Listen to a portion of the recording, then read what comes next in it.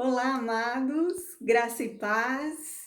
Que o Senhor abençoe poderosamente sua vida, sua casa, sua família. Que cumpra em você toda a sua vontade, porque a sua vontade é boa, perfeita e agradável.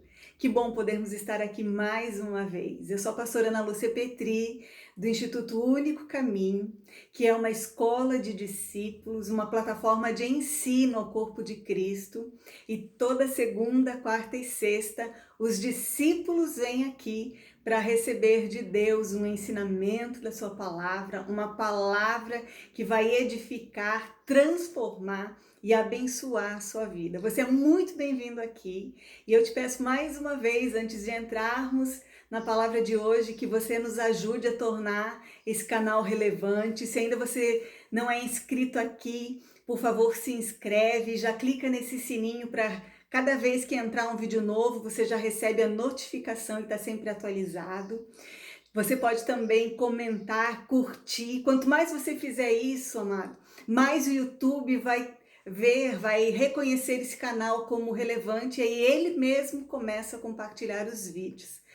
Seja meu ajudante, meu parceiro nesse ministério. Compartilhe com o máximo de pessoas que você puder. Claro, se isso for relevante para você, porque pode ser relevante para outras pessoas também. Dito isso, eu quero entrar já na palavra de hoje, quero ler com você no livro do profeta Ezequiel, no capítulo de número 37. E diz o seguinte: Veio sobre mim a mão do Senhor, e o Senhor me levou em espírito e me pôs no meio de um vale que estava cheio de ossos. E me fez andar ao redor deles, e eis que eram muito numerosos sobre a face do vale, e estavam sequíssimos. E me disse: Filho do homem, poderão viver esses ossos? E eu disse: Senhor, tu o sabes. Então me disse: Profetiza sobre estes ossos e dize-lhes: Ossos secos, ouvi a palavra do Senhor. Assim diz o Senhor a estes ossos: Eis que farei entrar em vós o espírito e vivereis. E porei nervos sobre vós, e farei crescer carne sobre vós, e sobre vós estenderei pele, e porei sobre vós o espírito, e vivereis, e sabereis que eu sou o Senhor. Então profetizei como se me deu ordem, e houve um ruído enquanto eu profetizava. E eis que se fez um rebuliço, e os ossos se juntaram, cada osso no seu osso. E olhei, e eis que vieram nervos sobre eles, e cresceu carne, e estendeu-se a pele sobre eles por cima. Mas não havia neles espírito. E ele me disse: Profetiza ao espírito, profetiza ao filho do homem, e diz ao espírito: Assim diz o Senhor: Vem dos quatro cantos, ventos, ó Espírito, e assopra sobre estes mortos para que vivam. E eu profetizei como ele me deu ordem, e então o Espírito entrou neles, e viveram e se puseram em pé um exército grande em extremo. Então me disse: Filho do homem, estes ossos são toda a casa de Israel. Eis que dizem: os nossos ossos se secaram e pereceu a nossa esperança, nós estamos cortados.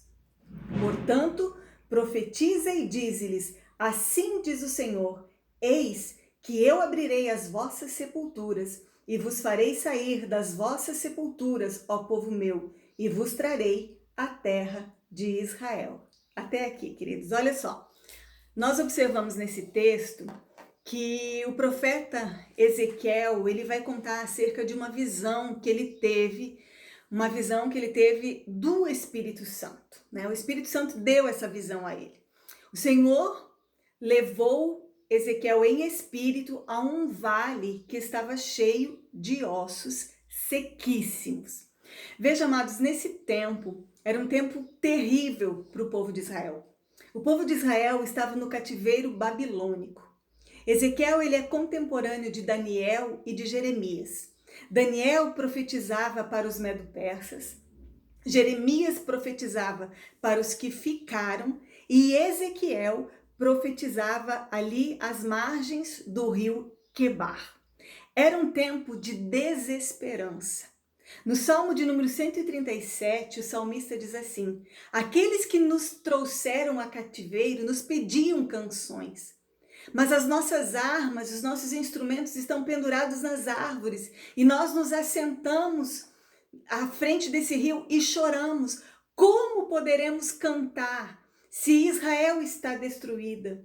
Se as portas estão queimadas, se as muralhas estão derribadas? Nós só podemos chorar, nós não podemos cantar. Então, Deus disse que levaria Ezequiel a profetizar para o povo de Israel. Mas esse povo era um povo rebelde e ele deveria profetizar a esse povo, quer eles ouvissem ou quer eles não ouvissem. Ele disse, olha, prega, quer ouçam, quer deixem de ouvir. Porque se o ímpio se converter, então ele será salvo. Mas se não se converter, ele perecerá. Mas porque tu vais pregar, não cobrarei acerca desse sangue, não requerirei esse sangue das suas mãos. Esse povo não queria ouvir o conselho do Senhor, não queria ouvir a palavra do Senhor, não queria ouvir a verdade do Senhor, era um povo de dura cerviz.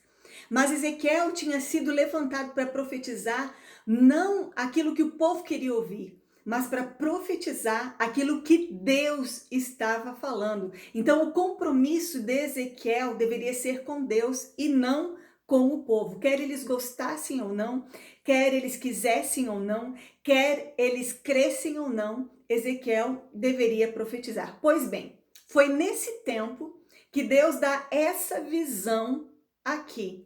E ele explica, ele vai dizer para Ezequiel, Israel é como esse vale, assim está o meu povo, porque eles me dizem, os meus ossos se secaram e não há mais esperança para nós. Não, eles já não sonhavam mais, eles já não tinham mais a menor esperança de voltar para a sua terra. E veja que Deus, ele pega Ezequiel pela mão, foi Deus que pegou Ezequiel pela mão, que levou ali naquele lugar, naquele vale, que era um lugar horrível, era um vale horrível, era literalmente, queridos, um cemitério a céu aberto, porque ali, diz o texto, havia uma multidão de ossos, e os ossos estavam sequíssimos, e isso nos fala, isso nos mostra acerca de algo que já morreu há muito tempo. Mas Deus pega e leva Ezequiel a andar, a passear ali no meio daquele vale. E quantas vezes nós, queridos, estamos como Ezequiel, nós olhamos para as circunstâncias das nossas vidas e nós não vemos vida, nós não vemos esperança, e nós pensamos, como eu posso ficar de pé, como eu posso prosseguir? E quem sabe as pessoas olham para nós e dizem, como que ele ainda está de pé? Como que ela ainda está de pé? Como que ela ainda consegue prosseguir? E Ezequiel mesmo diz, a mão do Senhor, o Senhor me fez andar no meio desse vale de ossos secos e sequíssimos. Então, querido, não sou eu, é Ele. Não é a minha força, é Ele. Não é o que eu sou, é o que Ele é. Não é o que eu sei, é Ele. É Ele. Ele é a única fonte de vida, Ele é a única resposta para nós. E aí, então, o Senhor pergunta para o profeta, você acha que esses ossos podem reviver? Você crê, Ezequiel, que viverão esses ossos? E Ezequiel, ele olha e diz assim, Senhor, tu sabes, porque era humanamente impossível, isso foge da nossa capacidade humana. Nós não temos recursos, não são os cursos que fizemos, não é a faculdade que fizemos, não é o nosso trabalho, não é o conhecimento que temos, nada disso resolve, querido. A capacidade humana não pode resolver. Então Ezequiel diz assim, Senhor, tu sabes. Quem sabe disso é o Senhor.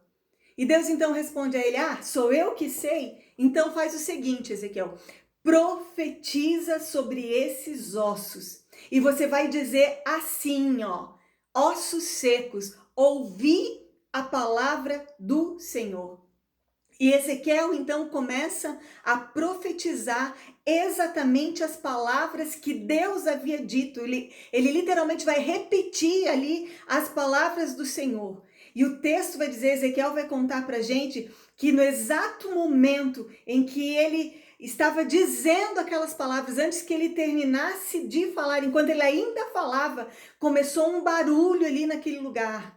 Começou um rebuliço, um ruído muito forte, né? Parece que quando nós começamos a orar, nós começamos a fazer a vontade de Deus, parece que tudo começa a piorar, mas não era isso que estava acontecendo. A verdade é que aquele barulho, aquele ruído, aquele estrondo, aquele rebuliço, era a mão de Deus, era o agir de Deus colocando, cada osso no seu osso.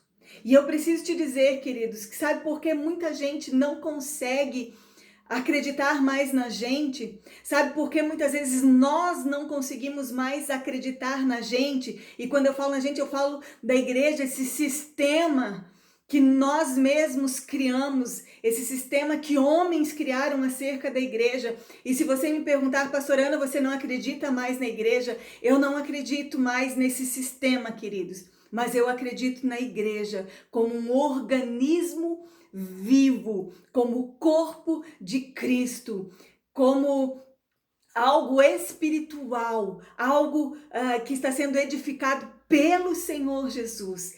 É nisso que eu acredito. E Jesus disse: eu edificarei a minha igreja e as portas do inferno não prevalecerão contra ela. Então, queridos, muitas vezes as pessoas não conseguem acreditar mais em nós mesmos não conseguimos mais acreditar em nós, porque as pessoas olham e nós olhamos e nós vemos o barulho que nós fazemos, mas não há transformação em nós, não há mudança em nós. Mas esse barulho aqui, esse ruído aqui de que Ezequiel está falando, é um barulho que está vindo da parte de Deus.